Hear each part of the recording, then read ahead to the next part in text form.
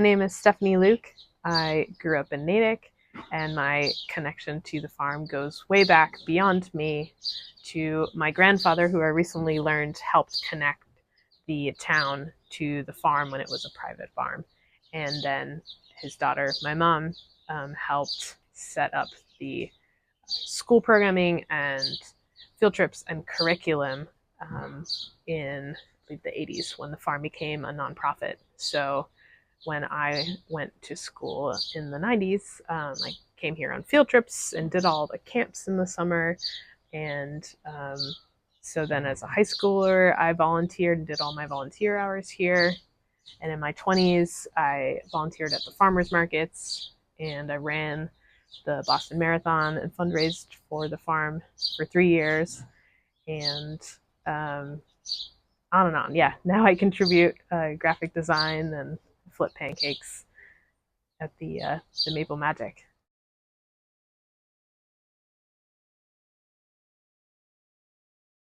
My mom said my first interaction with the farm was, of course, in utero, end quote. But I used to visit the farm a fair amount as a little kid, and I have memories of holding a rabbit in the fold of my shirt and being very careful and feeling its heart beating. That was a very visceral first memory. But of course, I have more memories of camp when I came on weekdays and that kind of thing. I remember getting in trouble for wearing sandals one day instead of sneakers or boots. And Linda was like, "You of all people should know better." And I was like, "She's right."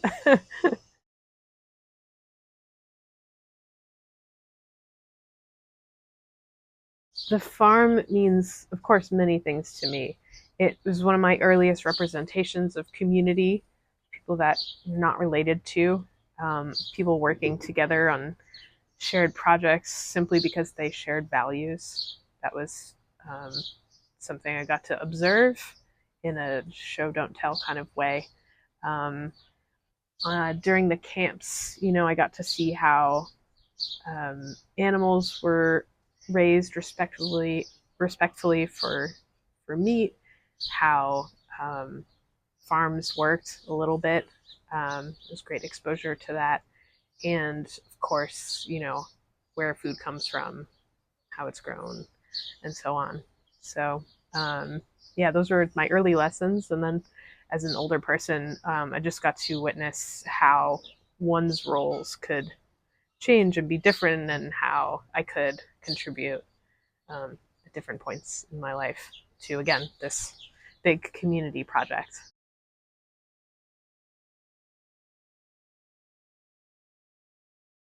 I don't have a favorite part of the farm. It's shifted a little bit. Obviously, I've been here since the 80s, so it's shifted slightly, but not really. Like, obviously, the barn has stayed in one spot even after it burned down. It's still in the same spot, and the compost toilet is new, and the kindergarten is new-ish to me in the grand scale of things. But yeah, I don't have a particular spot. I have memories picking potatoes by the field and um, learning how to cut flowers at some point in high school, or walking through the woods. Of course, the animals are very exciting when you're younger, and then, of course, the smells from the sugar shack when it's boiling in the spring.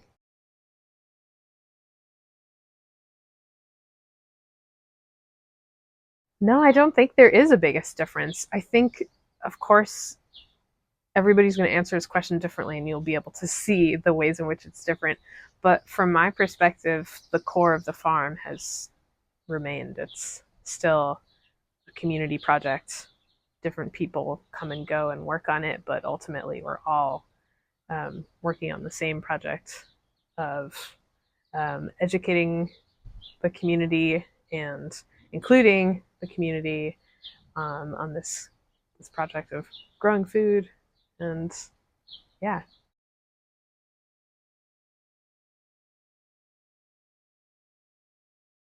I probably couldn't have articulated the impact the farm had on me, except that I graduated during I graduated college specifically during the Great Recession, and it was super hard to find a job, and I wasn't sure what I wanted to do, so I did a lot of soul searching and um, realized that what I wanted to do and what my skills were involved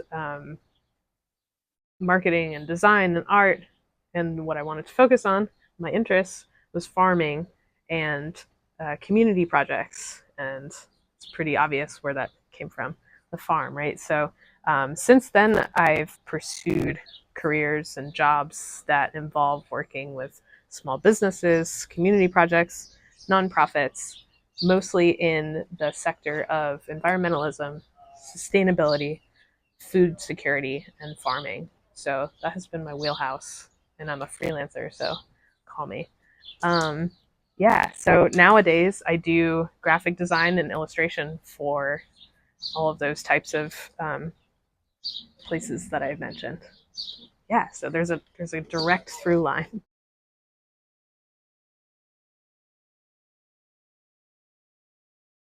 It's super easy to say my mom because she, you know, dropped me off here. um, yeah, I mean, she helped facilitate the early programming at the farm and has continued to participate in it. Um, Signed me up for camp and so on, and also lived the example at home to gardening and growing our food there and cooking with food from home, from the farm, and from the farmers market. So living by example, she's a very good one.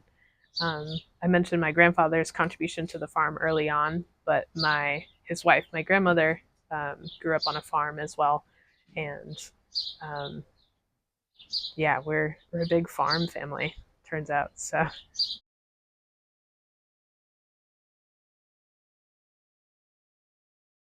the farm offers so much, right? It's an open public space.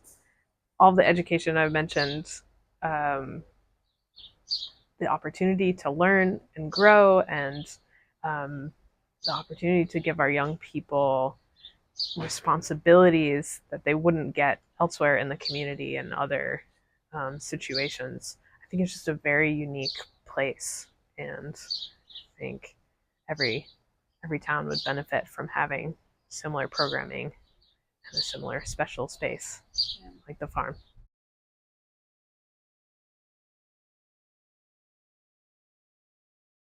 I experienced it firsthand being a volunteer as a teen and even in the camps too. And, if you're in a small group of some kind and you're like 9 and, you receive instructions and then go out into the field and learn how to pick potatoes. And then it's not just that you're learning how to pick the potatoes, you actually need to pick the potatoes and doing a thorough job and just experiencing that personal responsibility at such a young age, I think is again a unique experience for young people and yeah, just particularly important.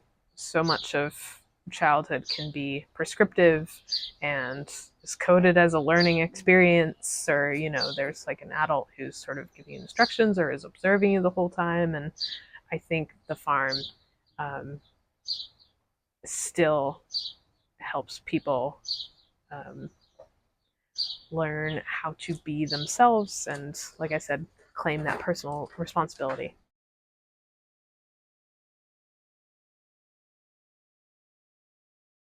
I wanted to mention that I am 7.5 months pregnant, and thinking about this interview, I was thinking heavily about this baby being the third generation. And then I learned my grandfather also contributed to the farm, and I was like, okay, it's like the fourth generation contributing to the farm, and how significant and wonderful that is that this baby is a part of this community. I mean, the baby's already eating food from the farm's spring seedling sale and has already had pancakes from the pancake breakfast in the spring, but moreover will be the latest generation in a multi-generational project that I think is super special.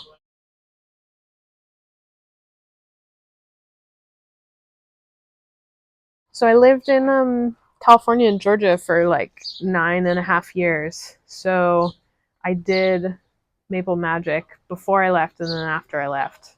So probably like 5 years or something, like 3 before and these past 2.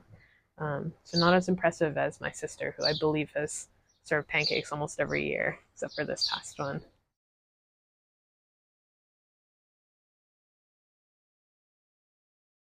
My hope is that the farm continues its mission and continues to bring more people in and then send more people out as well into new communities, etc., and sort of ripples outward with its mission.